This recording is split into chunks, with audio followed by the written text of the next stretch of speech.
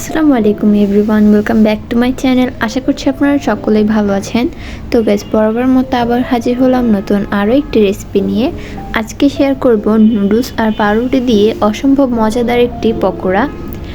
তো এই পকোড়াটা বানানোর জন্য প্রথমেই আমি চুলা একটা প্যান বসিয়ে নিলাম। তারপর এটার মধ্যে আমি পর্যাপ্ত পরিমাণে দিয়ে দিব পানি। পানিটা এখানে বেশি দেওয়ার প্রয়োজন নেই। তারপর এটার মধ্যে আমি নুডলসের প্যাকেট দিয়ে দিব 2 প্যাকেট। তারপর নুডলসের মশলা দিয়ে দিব 2 প্যাকেট। পানিটাকে কিন্তু একদম ভালো মতো শুকিয়ে নিতে হবে। তো এই পর্যায়ে আমি এটাকে চুলা থেকে নামিয়ে নিব। চুলা থেকে নামিয়ে আমি এটাকে একটু ঠান্ডা করে নিব। তারপর এটার মধ্যে আমি ইউজ করব পাউরুটি। আপনারা এখানে বড় সাইজের পাউরুটিও ইউজ করতে পারেন। আমি এখানে ছোট সাইজের পাউরুটিগুলো ব্যবহার করব।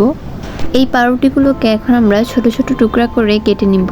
তো এখন এগুলোকে আমরা নুডলসটার মধ্যে দিয়ে দিব। নুডলসটা কিন্তু মোটামুটি ঠান্ডা হয়ে গিয়েছে। তো এখন আমি এটার মধ্যে দিব ধনেপাতা কুচি। ধনেপাতা কুচি দিলে কিন্তু এটার টেস্টটা খুব ভালো আসে। তারপর এটার মধ্যে আমি দিব কাঁচামরিচ। এখানে আমি প্রায় 6-7টার মতো কাঁচামরিচ নিয়েছি। তারপর আমি এখানে দিব পেঁয়াজ কুচি। পেঁয়াজ কুচিটা একটু বেশি দিলেই কিন্তু ফ্লেভারটা খুব ভালো আসে। তারপর এটার মধ্যে দিব স্বাদ মতো কিছুটা লবণ। তারপর এখানে দিব 2টা ডিম।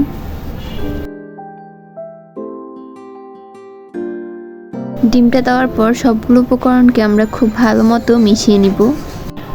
তো আমি এখান থেকে এখন অল্প অল্প করে নিয়ে কাবাবের শেপের মতো দিয়ে নিব।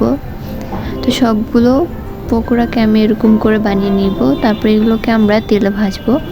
আপনারা চাইলে কিন্তু এগুলোকে ডুবো তেলে ভাজতে পারেন। চেষ্টা করবেন এগুলোকে একটু সময় নিয়ে ভাজার, তাহলে কিন্তু ভিতরটাও সম্পূর্ণভাবে হবে আর বাইরে দিয়েও কিন্তু অনেক ক্রিস্পি হবে। তো আমি সবগুলো পকোড়াকে ভেজে নিলাম। এই পকোড়াগুলো খেতে কিন্তু খুব বেশি মজাদার ছিল। আপনারা চাইলে কিন্তু এটা বাসায় ট্রাই করতে পারেন। খুব সহজেই তৈরি করা যায় আর খেতেও মজার। তো আমার আজকের ভিডিওটি ছিল এ পর্যন্তই।